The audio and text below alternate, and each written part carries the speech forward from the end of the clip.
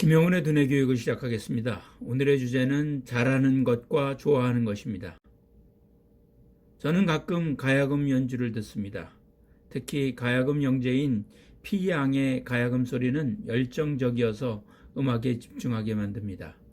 이미 여러 방송을 통하여 유명해진 피양은 가야금뿐만 아니라 판소리에도 재능을 보여 국악 신동으로 언론에서도 심심치 않게 근황을 알 수가 있습니다. 피양에게는 4살 터울의 언니가 있습니다. 사실 피양이 가야금을 시작한 것도 언니가 가야금을 배우게 되면서 만들어진 인연이었습니다. 그런데 이 자매의 엄마는 재능을 보인 피양만을 지원해주고 싶어하고 언니에게는 가야금을 그만둘 것을 권유하기까지 하였습니다. 하지만 언니는 가야금을 너무 사랑하기 때문에 계속 가야금 연주를 하고 싶어하고 이로 인해 엄마와 갈등을 빚고 있었습니다. 14세 언니는 항상 어린 동생과 비교당하면서도 주눅들지 않고 자신의 주장을 당당하게 펼쳤습니다. 음악에 대한 집념과 자존심이 강했습니다.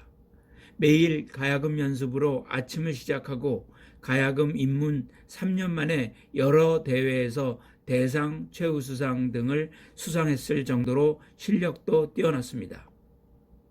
그렇지만 피양은 언니보다 더 많은 수상 경력과 공연 기록을 가진 것은 물론 국악계에서 가야금 천재로 불리고 있습니다. 엄마는 둘째에 비해 두각이 나타나지 않는 언니가 다른 걸 하길 바랍니다. 엄마는 평소에 동생 피양에게는 항상 활짝 웃지만 동생과 비교해서인지 언니의 실력을 탐탁치 않아 합니다. 잘하기를 바라는 엄마의 마음은 이해하지만 언니를 믿지 못하고 차별하니 언니의 상처도 커갑니다.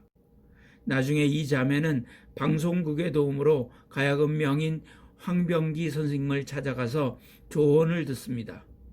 예술가로서 황병기 선생님은 자매의 연주에 대한 평을 하면서 언니의 가야금 소리가 더 낫다고 하였습니다. 그리고 다음과 같은 말을 남겼습니다. 손가락만 잘 돌아간다고 예술가가 되는 게 아니야. 난 지금도 연습해. 음악은 재능뿐 아니라 연습이 중요하고 음악을 잘하는 것도 좋지만 음악을 좋아해야 오래 갈 수 있다는 뜻을 피력한 것입니다. 첫 번째 질문입니다. 3층의 뇌입니다. 아이의 뇌는 대뇌피질 변연계 뇌줄기라는 3층의 케이크로 되어 있습니다. 1층은 뇌의 가장 안쪽에 있는 본능의 뇌로 수면, 각성, 체온, 호흡, 식욕, 성욕 등 생명과 관련된 기능을 하는 곳입니다. 2층은 뇌의 중간층으로 감정의 뇌로 감정, 기억, 의욕과 관련된 기능을 하는 변연계가 있습니다. 변연계는 감정을 다루는 편도체, 단기 기억을 장기 기억으로 바꿔주는 해마, 의욕을 일으키는 측저핵 등으로 구성되어 있습니다. 뇌의 가장 겉면에 해당하는 3층은 이성의 뇌라고 하는데 이곳에서는 이성, 지성뿐 아니라 갈등, 행복 등 고등 감정을 조절합니다. 아이의 뇌는 안쪽, 즉 하위층부터 발달하고 하위층의 발달이나 요구가 안정적으로 이루어져야 그 위층의 발달도 무난하게 이루어지는 특징이 있습니다. 담당하는 기능이야 3층의 이성의 뇌가 가장 고차원적이고 인간다운 뇌이지만 가장 아래에 해당되고 생리적 욕구를 담당하는 뇌줄기의 기능이 안정화되고 정서를 담당하는 2층의 변연계의 기능이 잘 이루어져야 이성과 판단력 등을 담당하는 3층 대뇌피질의 기능이 활성화됩니다. 아이에게 동기를 부여하려면 본능의 뇌의 기능인 생리적인 욕구와 안전에 대한 욕구가 충족되어야 하며 이렇게 본능의 뇌가 충족이 되면 비로소 감정의 뇌가 열립니다. 감정의 뇌에서 중요한 것은 긍정성과 자기조절력입니다. 아이에게 긍정성과 자기조절력이 생겨 감정의 뇌가 충족되면 그때가 되어서야 집중력과 기억력의 뇌인 이성의 뇌가 열립니다.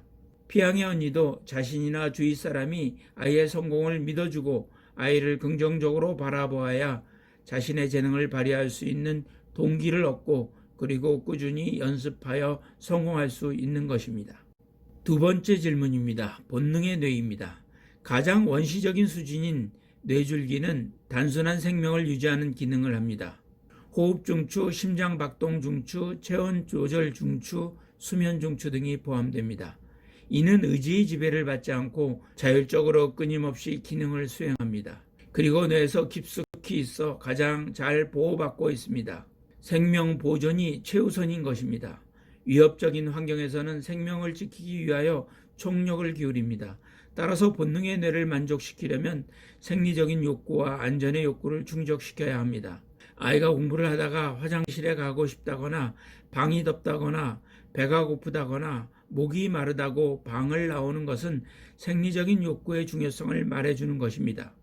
집에 오자마자 샌드위치라도 하나 먹어서 허기를 없애야 피아노 연습이나 숙제 등을 하나의 도전 과제로 인식하고 움직일 수 있습니다.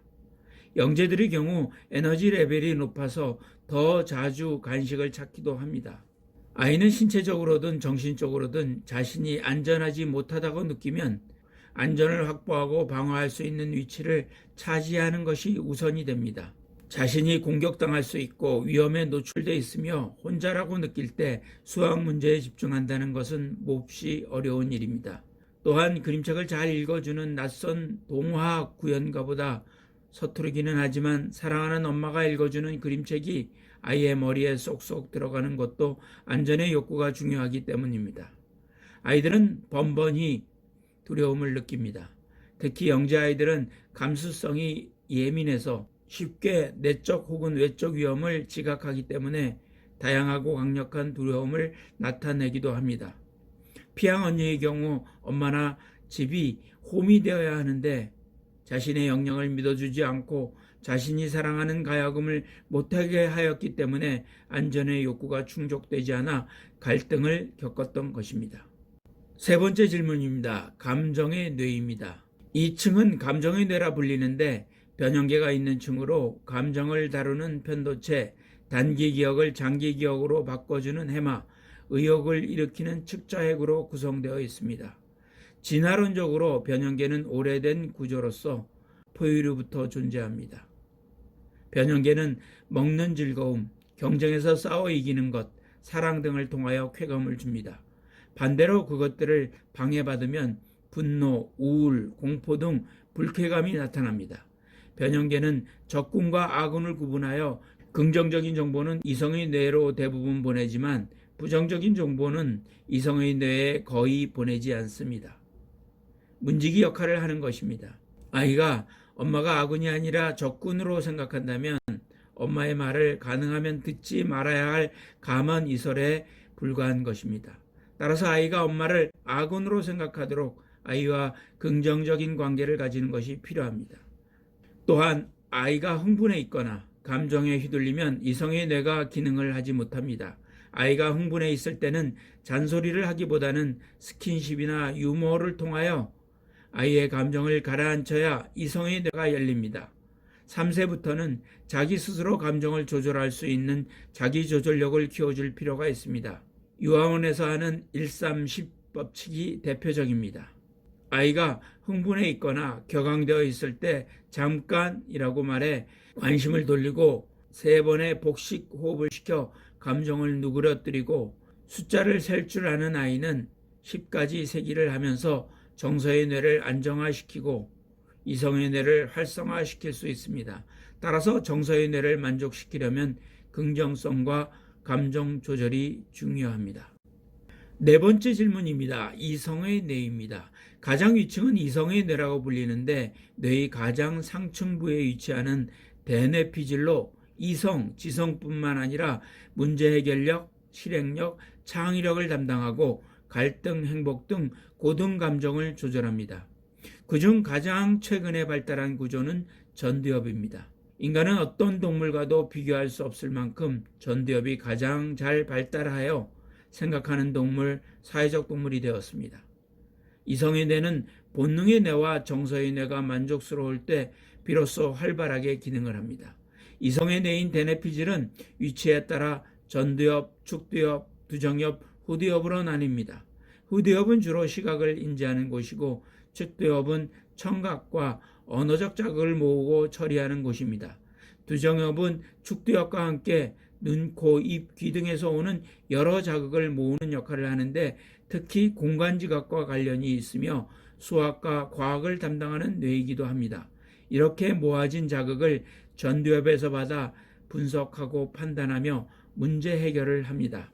이렇게 내려진 명령은 뇌의 전두엽과 두정엽의 경계 부분에 운동신경 영역으로 전달되어 아이가 행동을 합니다. 첫째, 사고력과 창의력을 담당하는 뇌 전두엽입니다. 대뇌피질에서 가장 넓은 부분을 차지하고 있는 전두엽은 뇌의 맨 앞부분에 있으며 사고와 판단, 기억력과 집중력, 실행과 창의력 같은 고차원 기능을 담당합니다. 전두엽은 영유아기부터 사춘기에 이르기까지 지속적으로 발달하며 20세 무렵이 되면 성장세가 안정기에 접어들지만 25세까지 지속됩니다. 그러므로 부모는 25세까지 아이에게 관심과 지도를 해야 합니다. 전두엽에서 가장 넓은 부위는 전전두엽인데 이곳은 몸 안팎의 감각계에서 오는 정보를 종합하여 판단합니다. 계획하기, 주의집중력, 의사결정, 문제해결력, 실행력, 창의력 등 고차원적인 기능은 모두 여기에서 이루어집니다. 요즘 문제가 되는 ADHD는 전전두엽에 문제가 있는 경우입니다. 전전두엽은 익숙한 과제보다 새롭고 도전적인 과제를 더 좋아합니다. 따라서 우뇌와 전두엽의 발달을 촉진하려면 평소 아이의 호기심을 유발하는 상호작용과 놀이가 필요합니다. 전두엽은 생후 8개월부터 활동이 크게 증가하는데 이때 정서 발달이 같이 진행되면서 발달합니다. 따라서 정서를 발달시키는 스킨십과 감정적 교류는 아이의 전두엽을 발달시키는 데 기초가 됩니다. 12개월 전후로 양육자와의 애착이 특히 중요한 것도 이 때문입니다. 둘째, 시각, 언어, 통찰력을 담당하는 뇌 측두엽입니다. 측두엽은 소리를 듣고 언어를 이해하고 해석하며 다양한 청각 자극과 오감 자극을 통합합니다. 그 외에도 직관력, 통찰력, 신비한 영역 체험 등과 관련이 있습니다. 생후 3, 4개월 아이는 청각 발달과 연관된 측두엽에서 시냅스 증가와 수초화가 매우 활발하게 이루어지고 생후 12개월까지 지속됩니다. 출생 후 12개월 동안의 청각 발달은 언어 발달의 기반이 되는 시기이므로 이 무렵에는 아이의 청각 자극에 특히 신경 써야 합니다. 실제로 어린 시절 언어 중추에 손상을 받을 경우 뇌의 반대쪽 부위가 언어 기능을 대신해주는 뇌신경회로의 재조직화가 일어납니다. 이는 인간의 뇌는 고정된 하드웨어가 아니라 환경 변화에 따라 신경회로의 연결을 스스로 바꿀 수 있다는 것을 보여주는 대표적인 사례입니다. 그러나 나이가 들어서 성인기에 언어 중추에 손상을 입게 되면 언어를 영구적으로 잃어버립니다. 이 사실은 아이의 뇌가 훨씬 강한 가소성을 가지고 있다는 직접적인 증거라고 할 수 있습니다. 36개월이 되기 전까지 아이와 적극적으로 활발한 의사소통과 그림책 읽어주기를 통하여 모국어에 5,000시간 노출시켜야 합니다. 세 번째, 공간감각과 수학적 추상력의 뇌 두정엽입니다. 두정엽은 몸의 감각을 감지하고 공간에 대해 이해하며 수학적 추상력을 담당합니다. 두정엽의 앞부분은 체감각 피질 영역인데 이곳은 피부의 촉각과 통각, 압력, 온도, 몸의 위치 등에 대한 정보를 받아들입니다. 피부 감각을 잘 느끼지 못하거나 자신이 공간에서 위치 감각이 부족하다면 두정엽의 발달에 문제가 있는 것입니다. 또 두정엽은 순화 공간을 파악하며 수학적 추상력을 담당합니다. 두정엽을 발달시키려면 구체물을 이용한 수세기, 레고와 같은 블록놀이를 통한 공간 감각이 중요합니다. 일반적으로 두정엽은 남아가 여아에 비해 더 발달되어 있습니다. 넷째, 시각과 도형, 공간 기억력의 뇌 후두엽입니다. 뇌의 뒷부분에 위치한 후두엽은 주로 시각 처리를 하며 공간 기억력을 담당합니다. 후두엽은 생후 3, 4개월 무렵부터 생후 12개월까지 특히 활발하게 발달합니다. 따라서 후두엽을 발달시키려면 아이에게 적절한 시각 자극을 주는 것이 중요합니다. 평소 후두엽의 기능을 활성화하려면 정보를 심상으로 이용하여 기억하는 것이 효과적인데 아이와 놀이를 할 때 말과 함께 그림이나 간단한 그래프를 이용하면 효과적입니다. 김용훈의 두뇌교육이었습니다.